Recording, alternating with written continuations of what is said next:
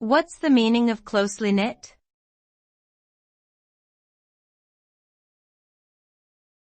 Closely knit.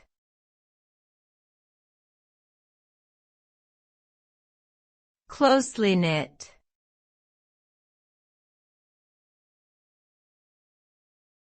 Closely knit.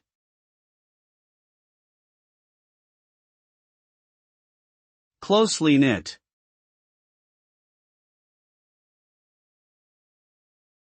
The term closely knit refers to a group of people or things that are tightly connected and interwoven with each other. This can indicate a sense of unity and cohesion within the group, as each member relies on and supports the others. It also suggests that communication and cooperation are strong among the members. When a group is closely knit, they tend to work together effectively towards common goals and enjoy a strong sense of camaraderie and mutual respect.